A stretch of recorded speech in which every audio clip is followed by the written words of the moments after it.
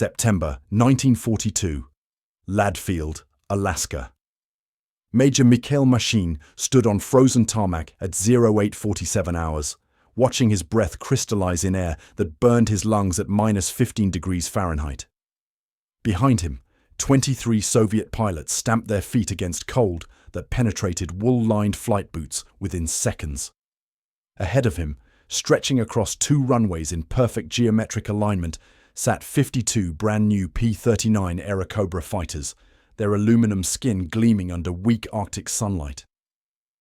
American mechanics worked around the aircraft in cotton t-shirts, moving with the casual confidence of men who considered -15 merely brisk. Machin had been flying combat aircraft for 11 years. He had flown Polikarpov I-16s against Finnish pilots during the Winter War. He had transitioned to Yak-1s when Germany invaded in June 1941. He understood aviation, understood fighters, understood what war demanded from machines and men. But standing on this Alaskan airfield, he understood nothing.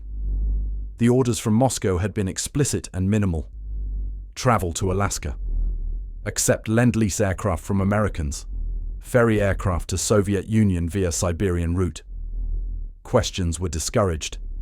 NKVD Captain Volkov, embedded with the delegation for security purposes, had made this clear during the 14-day journey from Moscow. Trust nothing American. Accept material aid as a strategic necessity, not friendship. Maintain ideological vigilance. Report any deviation from Soviet values. The journey took 2 weeks. Trans-Siberian Railway from Moscow to Vladivostok, 6,000 miles through territory still reeling from German advances in the west. At Vladivostok, American transport ships are waiting. The Pacific crossing, 12 days. American crews maintaining professional distance, serving adequate food, asking no questions. Landing at Anchorage September 16th. The final leg by American military transport to Ladfield.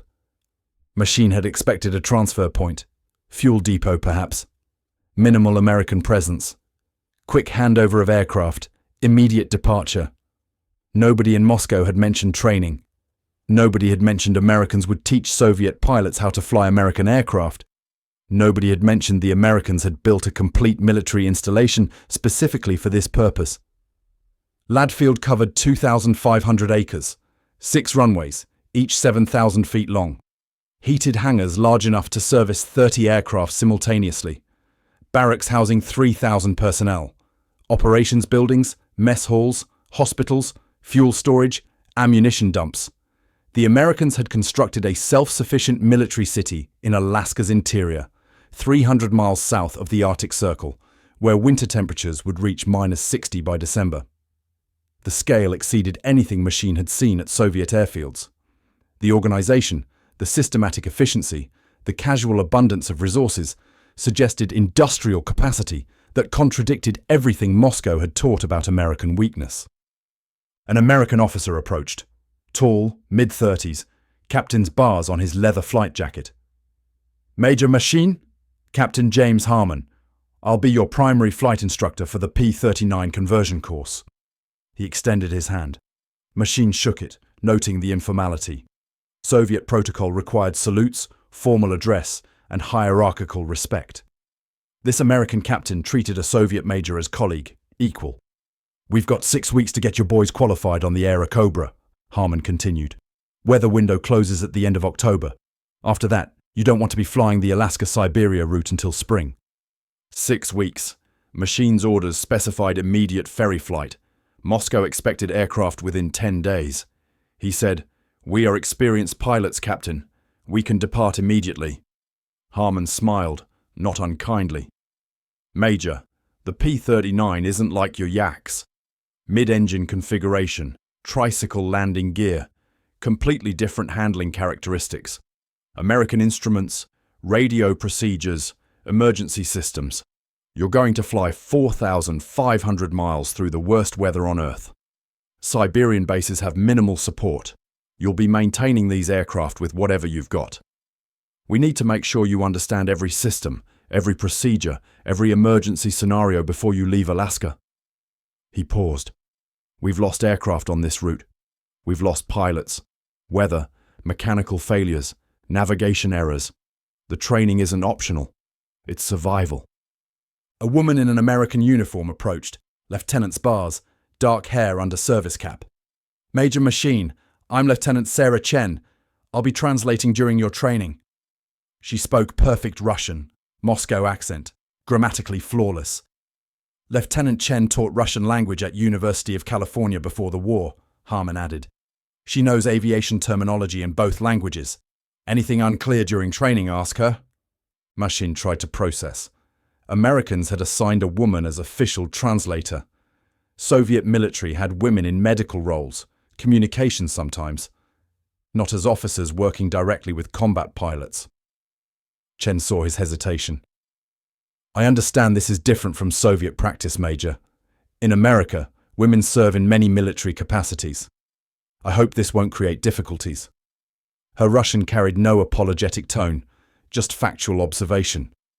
Machin recognized competence regardless of gender. He nodded. "No difficulties, Lieutenant."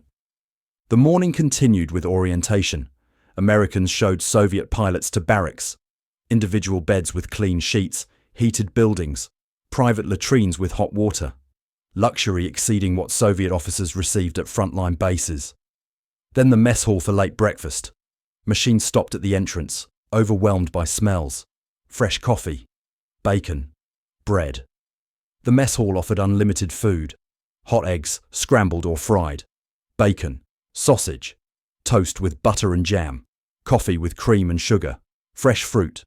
American soldiers filled trays, ate casually, and discarded half-finished meals. The waste staggered Machin. In Moscow, with German armies 100 miles from the Kremlin during winter 1941, bread had been rationed to 250 grams daily. Here, Americans threw away more food than Soviet civilians received in a week. At 1300 hours, ground school began. Heated classroom, technical manuals in Russian translation, illustrated diagrams. Harmon used chalkboard and three-dimensional models to explain P-39 systems. The Airacobra was unlike any Soviet fighter. Engine mounted behind pilot, unusual weight distribution, 37mm cannon firing through the propeller hub, devastating firepower. Tricycle landing gear instead of conventional tail-dragger configuration, completely different ground handling. American instruments measured in Fahrenheit, miles per hour, feet of altitude. Soviet instruments, Celsius, kilometers per hour, meters. Pilots would need to think in two measurement systems simultaneously while flying combat aircraft through Arctic conditions. Machin listened, calculated, understood. The Americans weren't simply handing over aircraft, they were ensuring Soviet pilots survived the journey home. This training, this comprehensive preparation, this systematic approach to teaching represented something Moscow never discussed. American investment in Soviet survival. Not ideological solidarity, not communist brotherhood, just practical, professional commitment to mission success. The aircraft gleaming outside represented American industrial capacity, but this training represented something potentially more dangerous to Soviet ideology. Evidence that American methods, American systems, American approaches to problems might actually work better than Soviet alternatives. Machin looked at his fellow pilots, saw the same realization spreading. They had expected a hostile transfer. They had found professional partnership. They had expected American weakness. They had found competence, organization, and disturbing abundance.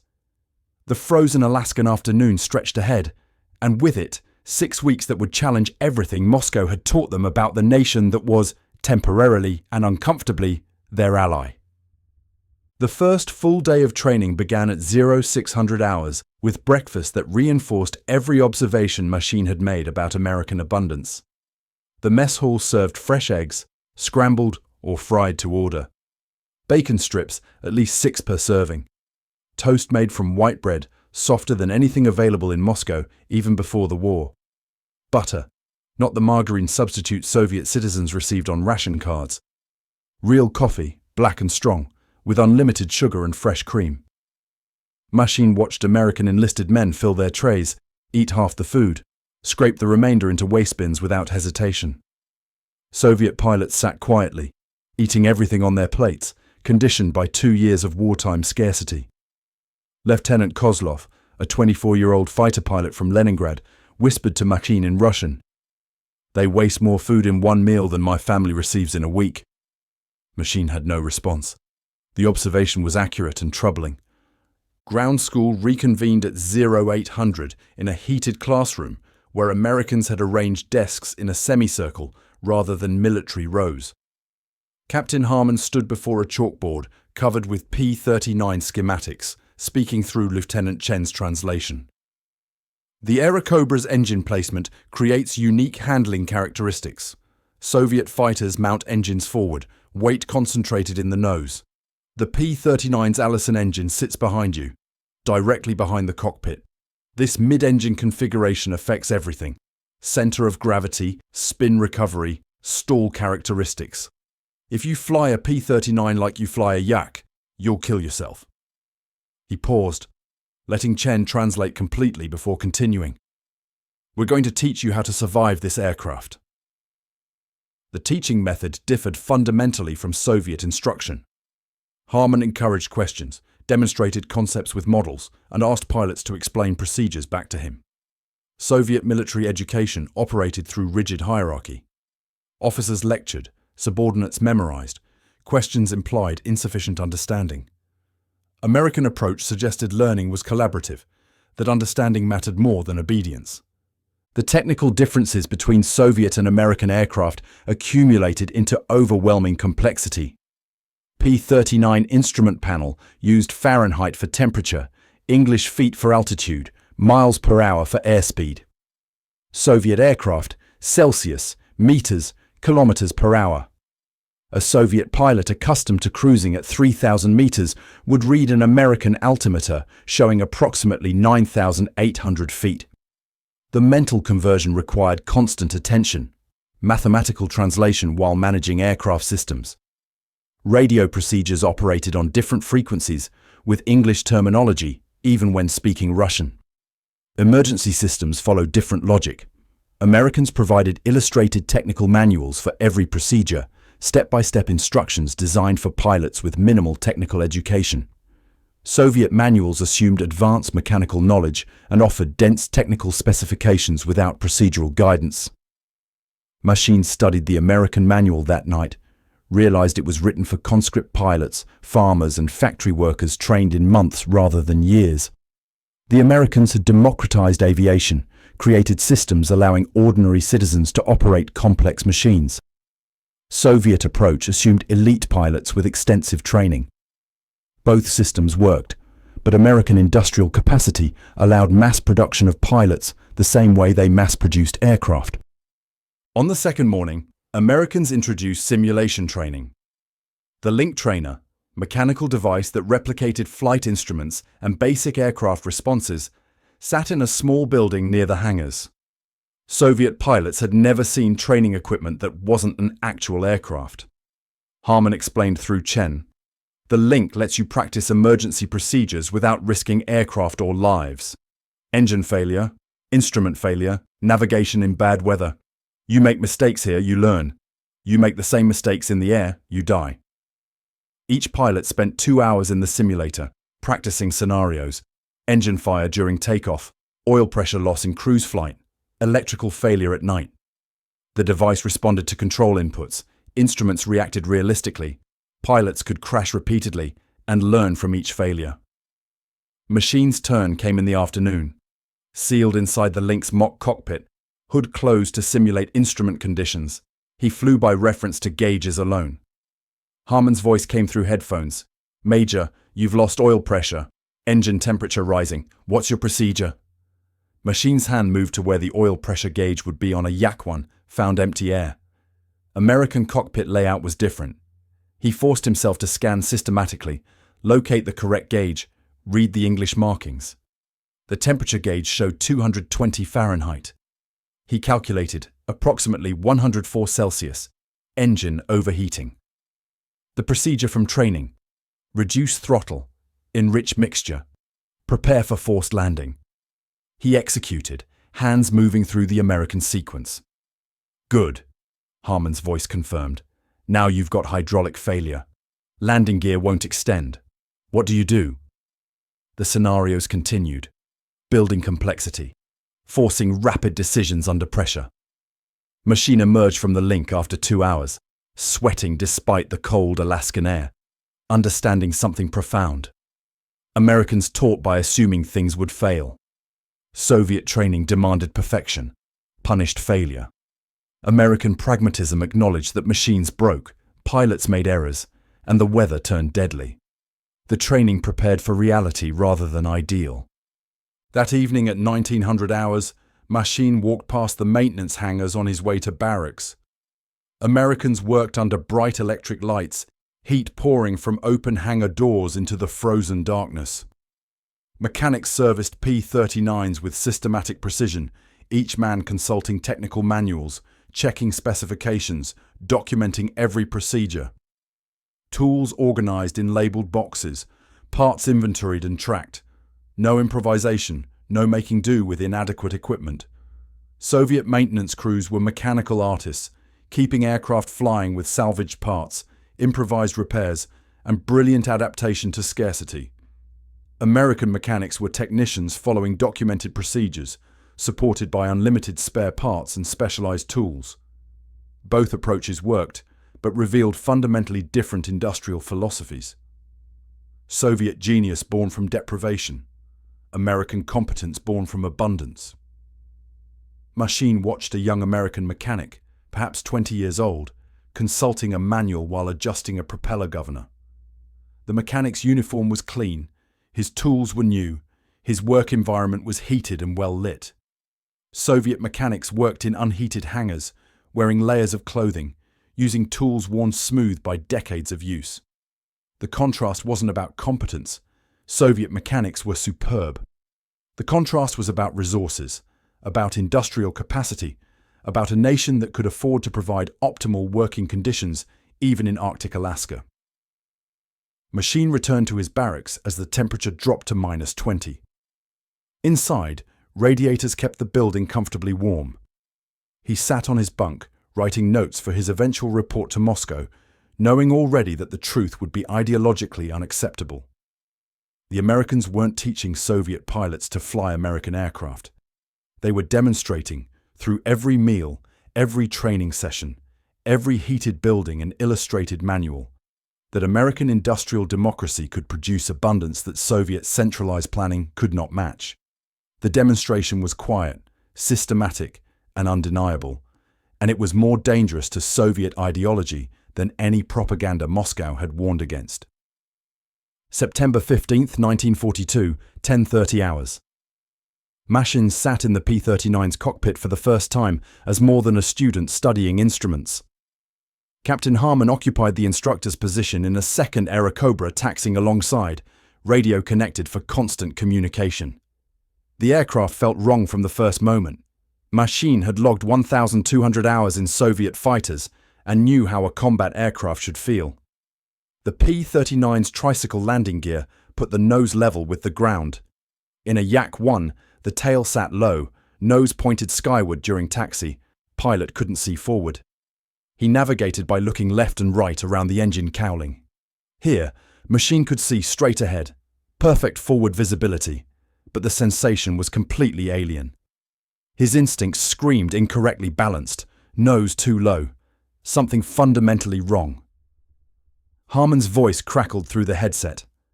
"How's she feel, Major?" Machin answered honestly. "Strange. Very strange." Harmon laughed, not mockingly, with understanding. "Every Soviet pilot says that for the first time. Your body knows yaks and lavochkins. This bird speaks a different language. Trust the training. She'll make sense once you're airborne." The taxi to the runway felt like driving a truck rather than flying a fighter. Soviet aircraft demanded constant attention during ground operations, tail draggers that could ground loop if the pilot relaxed for 1 second. The P-39 tracked straight, stable, almost boring. Machin reached the runway threshold, received takeoff clearance from the tower, advanced the throttle. The Alaskan engine behind him roared, 1,200 horsepower pushing the aircraft forward. Acceleration came hard and fast. Machine's hands tightened on the control stick, waiting for the tail to lift, the moment when tail draggers transitioned from ground vehicle to flying machine. But the tail was already up, level from the start. The aircraft accelerated to 110 miles per hour, faster than any Soviet fighter he'd flown required for takeoff. At 110, Machine pulled back gently. The P-39 lifted into Alaska's cold morning air, climbing smoothly. Harmon's voice, "Nice takeoff, Major. Now ease into a gentle left turn. Get a feel for her responses." Machine banked left, felt the controls. Heavier than a yak, more deliberate. The mid-engine configuration created different moments of inertia, unusual feedback through the stick. He flew for 20 minutes, practicing turns, climbs, descents, getting familiar with how the American fighter responded. Everything took more force, more intention. Soviet fighters were light, responsive, agile. The P-39 felt solid, stable, more gun platform than dogfighter. Harmon guided him through basic maneuvers. "Try a stall, Major. Reduce power, bring the nose up, let her slow down until she stops flying." Machine followed the instructions, pulled the nose up, watched airspeed bleed off. At 85 miles per hour, the P-39 shuddered, nose dropped sharply. Machine's Soviet training kicked in automatically, pushed the stick forward to recover, and added power. But his movements were too aggressive, overcorrected, the nose dropped too far. The aircraft pitched wildly. Harmon's calm voice, "Easy, Major. She's more sensitive than your yaks. Small inputs, gentle corrections. Try another stall. This time think smooth." 3 more attempts before Machin found the right touch, learned the P-39's rhythm, and understood the different language Harmon had mentioned. Landing approach came after 45 minutes of flight. Harmon talked him through the pattern. Airspeed 120 on downwind leg. Drop gear when you're abeam the numbers. Watch for 3 green lights. That's gear down and locked. Machine located the gear lever, in a different position than Soviet aircraft, pulled it. Mechanical sounds, the resistance of hydraulics, 3 green lights illuminated. "Good," Harmon confirmed. "Now reduce to 100 miles per hour on base leg. Drop full flaps on final." The approach felt strange. Nose level instead of tail low. Perfect forward visibility, but wrong sensations. Machine crossed the runway threshold at 90 miles per hour, throttled back, held the nose level, and waited for the main wheels to touch. Soviet landing technique required 3-point touchdown, all wheels simultaneously. The P-39's tricycle gear demanded different techniques. The main wheels touched first, and the nose wheel settled gently afterward. The landing was rough, bounced slightly, but survivable. Machine taxied clear of the runway, hands shaking slightly from concentration. September 18th, 3 days later, Lieutenant Petrov attempted his first solo flight. Petrov was 22 years old, experienced Yak pilot, 37 combat missions over Moscow. He had completed ground school, passed simulator training, flown 3 times with American instructors. The Americans cleared him for solo, standard progression. Machine watched from the flight line as Petrov's P-39 took off smoothly, climbed to pattern altitude, and flew the standard circuit. Nothing seemed wrong. The aircraft looked stable, properly configured. Petrov turned base leg, then final approach. Gear down, flaps extended. But the approach was high, too high, aircraft descending too steeply. Machin realized Petrov had misread the altimeter. American instruments showed altitude in feet. Soviet training taught altitude in meters. Petrov thought he was at 150 meters, approximately 500 feet, safe approach altitude. The American altimeter actually showed 150 feet, dangerously low, nowhere near proper approach height. Before anyone could radio correction, Petrov's aircraft clipped trees 400 yards short of the runway. The P-39 cartwheeled, broke apart, exploded on impact. Flames erupted from scattered wreckage. Emergency crews raced toward the crash site. Machin ran with them, knowing already it was hopeless. They found Petrov's body still strapped in the cockpit section, killed instantly on impact. The accident investigation took 2 days. American officers examined the wreckage, interviewed pilots, and reconstructed the flight. The conclusion was clear and preventable. Petrov had confused feet with meters, flew the entire approach at 1/3 proper altitude, crashed because of measurement system confusion. Soviet delegation's response was immediate shame. Petrov had failed, embarrassed the group, proved Soviet pilots inadequate for American aircraft. Captain Volkov, the NKVD officer, wanted to suppress details, report the death as mechanical failure rather than pilot error. American response was completely different. Harman gathered all Soviet pilots the next morning, explained what happened without blame. Petrov was a good pilot. This wasn't his fault. This was a system failure. We didn't adequately address the measurement conversion problem. That's on us, not him. Within 24 hours, American ground crews modified every Soviet aircraft. They installed small cards next to altimeters showing meter conversions. They provided dual-scale instruments where possible. They extended the training program, adding 6 hours of dedicated instrument reading practice. Most significantly, they treated Petrov's death as a design problem, not a moral failure. Machin had never seen military leadership respond to fatal accidents by improving systems rather than punishing individuals. But tensions were rising despite American efforts.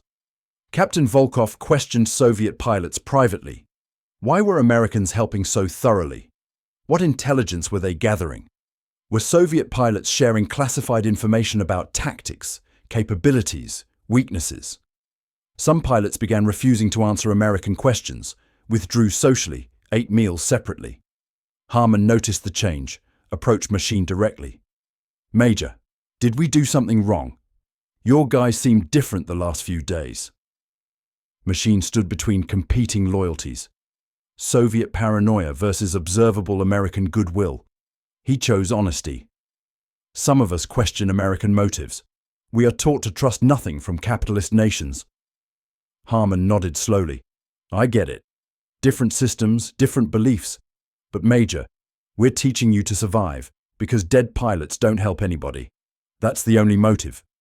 The explanation was too simple, too direct, too American.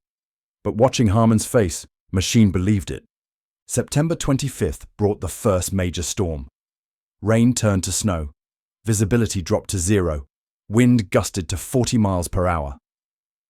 Training halted for 3 days while the storm battered Lend-Lease. The weather officer briefed Soviet pilots on October conditions. Worse storms were coming. Bigger, longer, more dangerous. The window for ferry flights was closing rapidly. October's end would bring winter storms that made flying suicidal.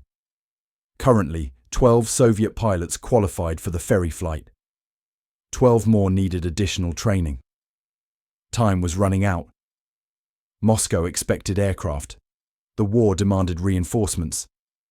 But launching unprepared pilots into Siberian weather meant more deaths like Petrov's. Machin faced impossible mathematics. Success required patience. Survival required haste. The frozen Alaskan storm continued outside, and somewhere beyond it, 4,500 miles of Arctic wilderness waited. September 28, 1942. The Americans surprised Machin with an announcement at the morning briefing. "Major, we'd like to show your delegation our production facilities. Boeing plant in Seattle, 240 miles south. It'll help you understand the aircraft supply chain, maintenance logistics, parts availability." Captain Volkov objected immediately. "This is unnecessary. We are here for flight training, not factory tours."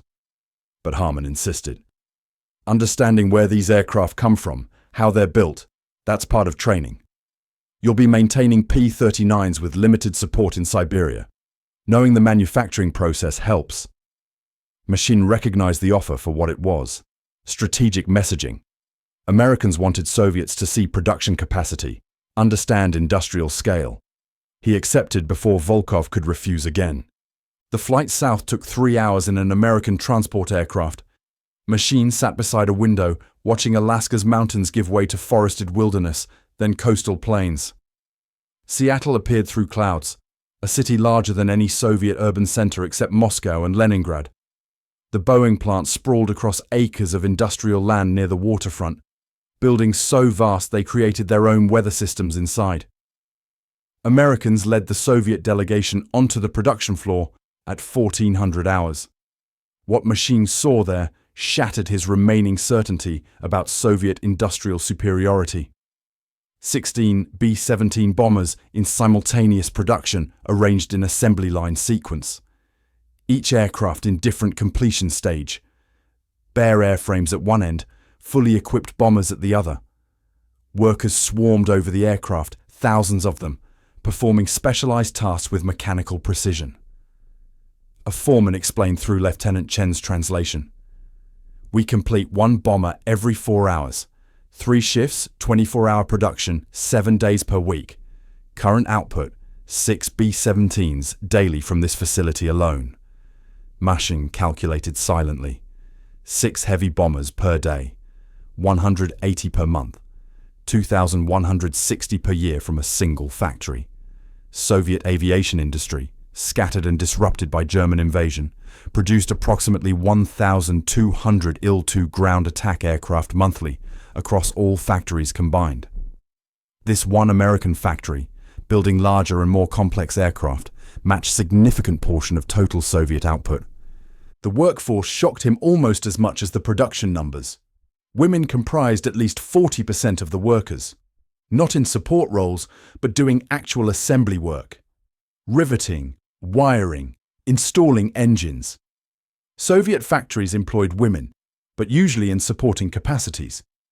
Here, women worked alongside men on identical tasks, wearing identical uniforms, using identical tools. Lieutenant Kozlov whispered to Machin, "In Soviet Union, this would be necessity of war.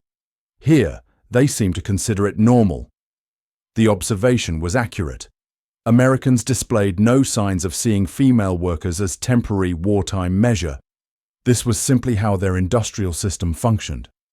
The working conditions revealed another stark contrast. Each station had documented procedures, illustrated instructions, technical specifications posted visibly. Workers consulted manuals freely, no shame in needing reference materials. Soviet factories demanded workers memorize procedures. Asking questions implied incompetence. Safety equipment was everywhere. Goggles, gloves, protective aprons provided as standard. Soviet factory safety depended on worker caution and experience. Americans engineered safety into the system. Lunch break came at 1500 hours. Workers eating at their stations, food brought to them to minimize production delays. Machin watched a riveter eating a sandwich while studying a technical drawing. The food looked substantial. Fresh bread, meat, cheese. Soviet factory workers received rationed meals in communal cafeterias, often soup and bread, occasionally supplemented with preserved fish. The American worker finished half the sandwich, wrapped the remainder, set it aside. Casual abundance even in work environments. Union representatives walked the floor, wearing different colored vests marking their official status. The Boeing manager explained, "Workers have negotiating power, can raise concerns about conditions, wages, safety. Union reps mediate disputes." Volkov's expression showed pure ideological confusion. American capitalist factory allowed workers to challenge management. Soviet workers' paradise operated through centralized control with no independent worker representation. The contradiction was too blatant to ignore. Most disturbing were the suggestion boxes mounted on walls throughout the facility. Workers could write recommendations for improving production processes, submit them anonymously, receive consideration from management. Best suggestions were implemented. Workers received bonuses. Soviet system assumed all wisdom flowed from party leadership downward. American system acknowledged that workers on the floor might understand processes better than distant managers. After 3 hours touring the facility, Americans provided statistical briefing. A procurement officer laid out the numbers with bureaucratic precision. 1942 aircraft production across all American manufacturers. 47,836 planes. Fighters, bombers, transports, trainers. Allocated to Soviet Union under Lend-Lease. 2,400 fighters, 1,300 bombers by year's end. P-39 production specifically, 250 aircraft per month. Current Lend-Lease total to USSR, $1.4 billion. That's 1942 valuation. Program will continue through war's end. Projected total exceeding $11 billion. Machin tried to process the scale. America was fighting Japan across the Pacific, supporting Britain in Europe, supplying the Soviet Union, and still producing surplus. Soviet factories, operating at maximum capacity with workers doing 12-hour shifts, couldn't approach these numbers. Lieutenant Kozlov asked the question everyone was thinking. How do you produce so much? The American officer answered without propaganda, just simple explanation. Industrial democracy. Workers motivated by prosperity and personal benefit, not fear or compulsion. They work hard because they share in success. Better wages, better conditions, better lives for their families. That motivation produces efficiency centralized systems can't match. Volkov interrupted sharply, speaking Russian. Capitalist propaganda, worker exploitation dressed as freedom. But the aircraft outside the windows were real. The production numbers were documented. The workers looked healthy, adequately fed, properly equipped. Denying observable reality required willful blindness. That evening, back at Lad Field, Soviet pilots discovered the base exchange, small store where American personnel purchased personal items. The shelves held products Machin recognized from training facility observations, but hadn't examined closely. Coca-Cola in glass bottles, sweating cold from refrigerated cases, 5 cents per bottle. Candy bars from multiple manufacturers, Hershey, Mars, Nestle, 5 to 10 cents each. Cigarettes, toiletries, magazines, snacks. American privates stood at the counter, purchased Coca-Cola and candy bar, paid with pocket change, walked out. Total transaction cost 10 cents. Casual, thoughtless, routine. Machin bought a Coca-Cola, his first. The bottle was cold, condensation wetting his hand. He opened it, heard the fizz, smelled sweet carbonation. First sip was shocking. Sweet bubbling, completely unlike anything available in Soviet Union. Sugar was rationed at 280 grams monthly for civilians when available at all. This single bottle probably contained a week's sugar ration, sold casually for 5 cents to anyone with pocket change. He finished the bottle slowly, each sip a small lesson in American abundance. This wasn't a special provision for officers. This wasn't a reward for exceptional service. This was normal, every day. Democratic access to luxury goods. That night, unable to sleep despite exhaustion, Machin walked the flight line. Temperature had dropped to -18, stars brilliant in the clear Arctic sky. He found Captain Harmon outside a hangar, smoking a cigarette. Harmon offered the pack. Machin accepted, though he rarely smoked. They stood in comfortable silence for several minutes before Harmon spoke. "You guys are good pilots, Major. Brave. You'll need to be for that route home. Siberian weather makes Alaska look friendly." Machin chose his words carefully. "Why do you help us, Captain? We are not allies by choice, only by Hitler's existence. When this war ends, we return to being enemies." Harmon considered the question, exhaled smoke that vanished in frozen air. "Hitler's the enemy right now. Enemy of my enemy, even if temporary. Plus, you guys fight hard. Saw the casualty reports from the Eastern Front. Red Army's taking losses we can't imagine, still fighting. That deserves respect. We help because it's the right thing, because it hurts Hitler, and because treating you decent costs us nothing. America's got plenty." The answer was too simple, too American, too honest. No ideological complexity, no strategic calculation beyond defeating a common enemy. Just pragmatic decency. Machin finished his cigarette, crushed it under his boot, and returned to the barracks. He lay awake until dawn, thinking about Boeing factories, Coca-Cola bottles, and the casual competence of a nation that could afford generosity toward temporary allies who would become permanent adversaries the moment Hitler was defeated. October 5th, 1942, 0600 hours. 52 P-39 Airacobras sat on Lad Field's main runway in 4 columns of 13. Engines cold, metal skin covered with frost that sparkled under hangar lights. Weather briefing had come at 05:30. Meteorologist's assessment, marginal visual flight conditions, cloud ceiling at 1,200 feet, visibility 3 miles in scattered snow. Not ideal, but flyable. Next weather window wouldn't open for 6 days, possibly longer. Soviet pilots had trained for 6 weeks. All 24 were qualified, though skill levels varied significantly. 4 American navigators volunteered to fly accompanying aircraft through Alaska's interior to Nome, 540 miles northwest, guiding Soviets through the most treacherous terrain. After Nome, Soviets would cross the Bering Strait alone into Siberia, then 4,500 miles to Moscow through weather that made Alaska's conditions seem gentle. Machin conducted the final briefing at 06:15, speaking Russian while Lieutenant Chen translated for the American navigators. Route, Lad-Field to Nome, refuel, immediate departure for Siberian staging base at Welkol.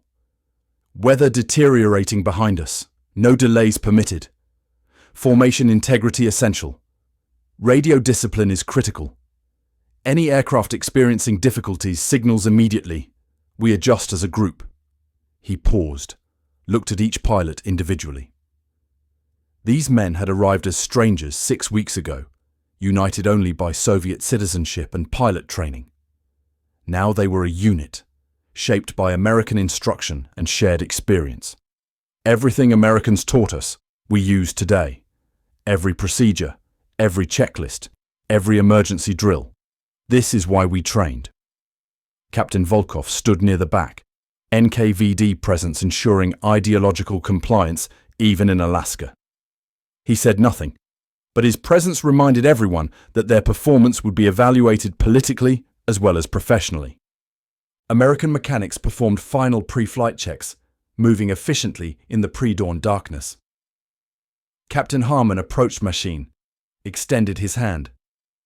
"Fly safe, Major. Give Hitler hell when you get home." Machin shook the hand firmly, surprised by genuine emotion. 6 weeks of training had created something neither Soviet nor American ideology acknowledged. Professional respect. Perhaps even friendship. "Thank you, Captain, for everything." Other American instructors moved among Soviet pilots, final handshakes, last-minute advice, and wishes for a safe journey. The informality still felt strange to Machin, but he understood now it represented American strength rather than weakness. At 06:45, engines started in sequence, 52 Alaskan power plants roaring to life, exhaust flames brilliant in the darkness. Machin taxied his P-39 to takeoff position, checked instruments one final time. Oil pressure is normal, fuel tanks are full, all systems are functioning. He advanced throttle, felt the familiar surge of acceleration, lifted off at 110 miles per hour. Behind him, 23 more Soviet pilots and 4 American navigators followed, forming up into loose formation as they climbed through Alaska's frozen morning. The flight northwest toward Nome should have been routine. Weather was marginal but stable, visibility adequate for visual flight. Soviet pilots maintained formation, following procedures exactly as trained. Then at 0740 hours, 80 miles from Fairbanks, Lieutenant Sokolov's voice crackled over the radio. "Lead, this is 7. Engine warning light." Machin's response was immediate, calm, exactly as Americans had taught. 7. Describe the indication. Sokolov's voice carried tension, but remained controlled. Oil pressure gauge showing red, temperature climbing. This was a simulator scenario they had practiced repeatedly. Machin talked Sokolov through the procedure. Reduce throttle to 70%, enrich mixture, monitor temperature, report readings every 30 seconds. Sokolov followed instructions precisely, calling out numbers. The temperature stabilized, then began dropping. After 2 minutes, Sokolov reported. Pressure gauge returning to normal range, temperature decreasing. The crisis passed. Investigation later would reveal a faulty pressure sensor, not actual oil system failure. But Sokolov's response, Systematic troubleshooting, rather than panic, demonstrated American training's value. Soviet doctrine would have demanded immediate emergency landing at first warning indication. American method emphasized verification through secondary indicators, distinguishing actual emergencies from instrument failures. The difference saved an aircraft and a pilot's life. By 10:30 hours, formation approached Nome. Weather had deteriorated exactly as forecast. Cloud ceiling dropped to 800 feet, then 400 feet. Visibility decreased to less than 1 mile. Snow squalls reduced visibility further in localized areas. Maintaining tight formation became dangerous. Aircraft too close in limited visibility risked mid-air collision. Machin made decisions based on American flexibility doctrine rather than Soviet rigidity. He broke the formation into 6 four-plane elements, increased spacing, and established radio check-in procedures. Each element leader would navigate independently, maintaining visual contact only with their own flight. Soviet training demanded tight formation regardless of conditions, maintaining unit integrity at all costs. American training emphasized adaptive tactics, changing procedures to match reality rather than forcing reality to match procedures. The decision felt like a betrayal of Soviet doctrine. But all 24 aircraft landed at Nome safely by 11:45 hours. 0 incidents, 0 damage. American flexibility had proven superior to Soviet rigidity. The lesson was undeniable and politically dangerous. Nome's staging base provided hot food, fuel, and a final weather briefing. The Bering Strait crossing would be the most dangerous portion. 50 miles of open water, no alternate landing sites, water temperature at 32 degrees Fahrenheit. A pilot forced to ditch would have perhaps 3 minutes before hypothermia caused unconsciousness. Soviet pilots ate quickly, checked aircraft, and prepared for immediate departure. The 4 American navigators would turn back at the Soviet border, their mission ending at the international boundary. Harmon had flown one of the escort aircraft. He found Machin during the refueling. "From here, you're on your own, Major. Siberian bases have fuel and basic support, but no spare parts, limited maintenance equipment. Everything breaks. You fix it with what you've got. Remember the training. Trust the procedures." Machin understood what Harmon wasn't saying directly. Americans had taught systematic maintenance, documented repairs, proper procedures. Soviet reality in remote Siberia would be improvisation, scarcity, making do with inadequate resources. The contrast between American abundance and Soviet deprivation would become painfully clear once they left American support behind. At 1400 hours, the ferry flight resumed. 24 P-39s climbed away from Nome, formed up over the frozen coastline, and turned west towards Siberia. The Bering Strait stretched ahead, grey water barely distinguishable from grey sky, wind-driven waves creating white caps that looked like snow from altitude. The temperature at 8,000 feet was -8 degrees Fahrenheit. Machin flew on instruments, monitoring fuel consumption, calculating range, watching for ice accumulation on wings and windscreen. The 50-mile crossing took 20 minutes that felt like hours. Then Siberian coast appeared through scattered snow, brown mountains rising from the frozen shoreline. Soviet territory. The American navigators waggled their wings in farewell salute, turned back toward Alaska. Machin watched them disappear into the eastern sky, feeling unexpectedly isolated. For 6 weeks, Americans had provided support, instruction, abundant resources, and professional competence. Now Soviet pilots faced 4,500 miles of Siberian wilderness with only their training and each other. Machin keyed his radio. "All aircraft, this is lead. Formation check, sound off by number." 23 voices responded in sequence. Everyone had made it across the strait. The real test was just beginning. Ahead lay staging bases at Welkal, Saimchan, Yakutsk, Krasnoyarsk, then finally Moscow. Soviet ground crews unfamiliar with American aircraft. Spare parts non-existent. Maintenance equipment inadequate. Weather worse than anything Alaska offered. But they had American training, American procedures, and an American systematic approach to problems. The next week would determine whether American methods could survive Soviet reality. Machin turned his P-39 west, following the Siberian coast toward the first staging base, leaving American abundance behind, returning to the scarcity and improvisation that defined Soviet existence. The aircraft performed flawlessly, the training was held, and somewhere deep inside, Machin understood that he had been transformed by 6 weeks in Alaska in ways Moscow would never acknowledge, and he could never fully admit. The journey from Nome to Moscow consumed 7 days of flying through weather that justified every hour of American training. October 5th through 12th, 1942, Soviet pilots navigated 4,500 miles of Siberian wilderness, staging through primitive bases at Uelkal, Saimchan, Yakutsk, and Krasnoyarsk. Temperatures at Yakutsk reached -35 degrees Fahrenheit. Soviet ground crews, accustomed to Yak and Lavochkin fighters, struggled with American aircraft systems. Machin found himself teaching Soviet mechanics using American technical manuals, translating illustrated procedures into Russian, demonstrating systematic troubleshooting Americans had taught him. The irony was profound. Soviet officers using capitalist methods to train Soviet workers. But the methods worked. Aircraft that should have been grounded for days were repaired in hours using American diagnostic procedures. Of 52 P-39s that departed Lad Field, 49 reached Moscow. 3 were lost, 2 to weather over Siberia's mountains, 1 to mechanical failure at Simchan.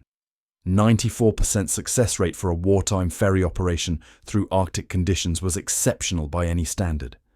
Soviet command recognized this privately while denying American contribution publicly. On October 12th, Machin delivered his final P-39 to Soviet Air Force Command at a military airfield outside Moscow. The city looked worse than when he departed in August. German armies still threatened, though the immediate crisis had passed. Buildings showed bomb damage. Civilians looked gaunt, undernourished. The contrast with Alaska was devastating. Machin had spent 6 weeks in American abundance, eating unlimited food, training in heated buildings, surrounded by casual waste of resources. Returning to Soviet scarcity felt like traveling backward in time, from future to past, from possibility to deprivation. Debriefing came the next morning. Senior officers wanted detailed reports on American aircraft, American training, American capabilities. Captain Volkov attended, NKVD presence ensuring ideological compliance. The questions were specific and politically charged. Did Americans attempt intelligence gathering? Did they question Soviet tactics, capabilities, weaknesses? Did they express anti-Soviet sentiment? Machin answered carefully, navigating between truth and acceptable narrative. Yes, Americans asked about Soviet aircraft and tactics, natural curiosity from instructors working with foreign pilots. No, they showed no hostility, treated Soviet pilots professionally and respectfully. The abundance, the training methodology, the systematic approach to problems. Machin mentioned these but minimized their significance, knowing full recognition would be ideologically dangerous. The written report took 3 days to complete. Machin wrote and rewrote, balancing honesty with political necessity. Soviet expectation was critique of American methods, emphasis on Soviet superiority, dismissal of capitalist systems. But Machin had watched American factories producing 6 bombers daily from single facilities. He had eaten food Americans wasted casually while Soviet citizens starved. He had learned training methods that saved Soviet lives. Denying these realities felt like betraying the pilots who would fly American aircraft for the rest of the war. His final report acknowledged American training thoroughness, recommended adopting certain procedural elements, and suggested translating American technical manuals for Soviet mechanics maintaining Lend-Lease aircraft. NKVD reviewers flagged the report for insufficient ideological vigilance, noted Machin's excessive praise for capitalist methods, recommended observation for possible political unreliability. But aircraft were arriving through Alaska, pilots were surviving the ferry route, and Soviet Air Force desperately needed American planes. Results overrode ideology. Machin's recommendations were quietly implemented.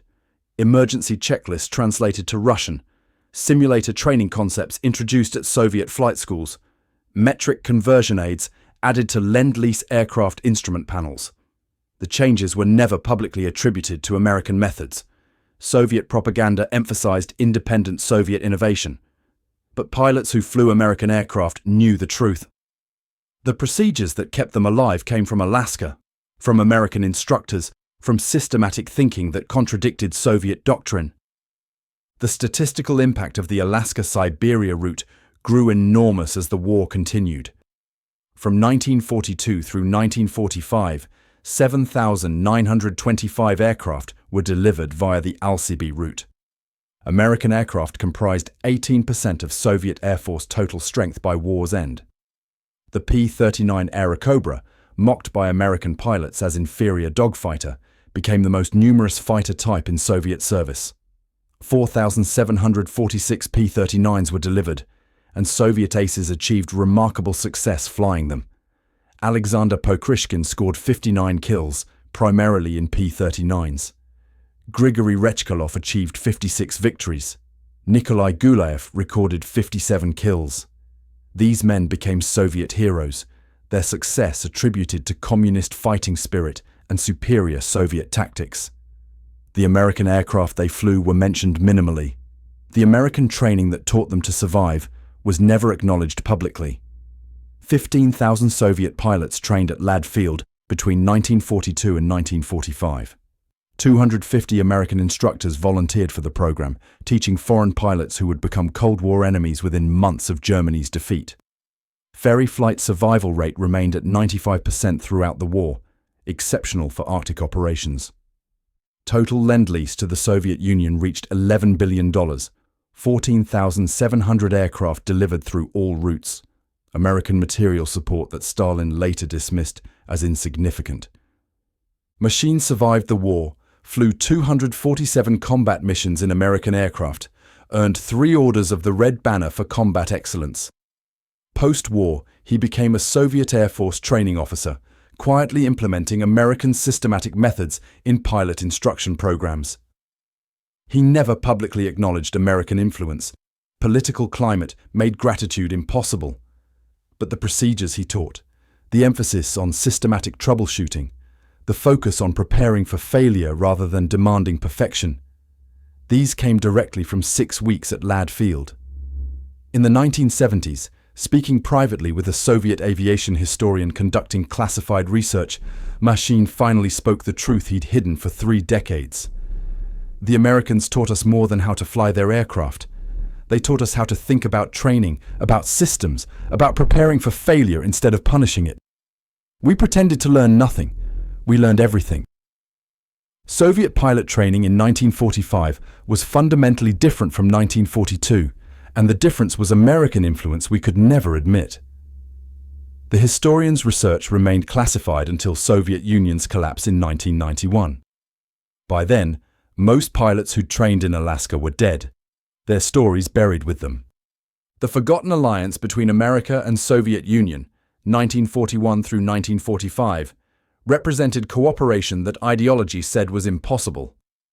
Americans trained communist pilots to fly capitalist aircraft to kill fascist enemies, knowing those same pilots would become adversaries the moment Hitler was defeated.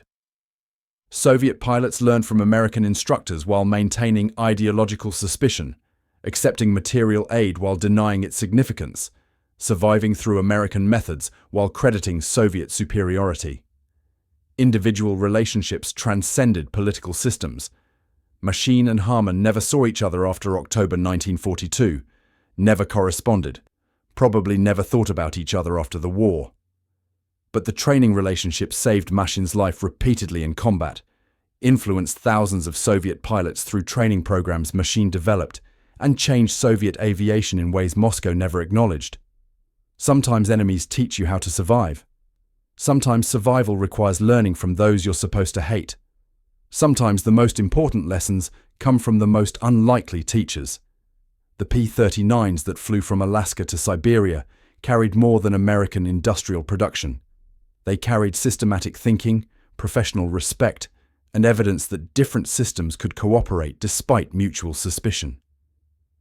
The lessons outlasted the aircraft, influenced Cold War adversaries who'd once been desperate allies, proved that human connection could exist even between ideological opposites.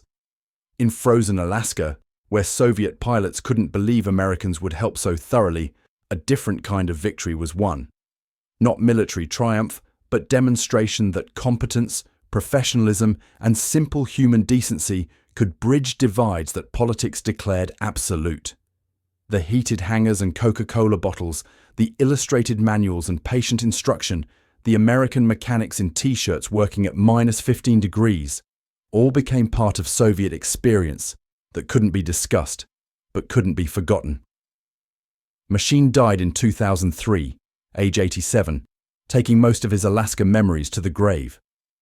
But the systematic procedures, the flexibility doctrine, the emphasis on learning from failure rather than punishing it, these survived in Soviet and later Russian military aviation, legacy of an alliance both sides preferred to forget, but neither could completely erase.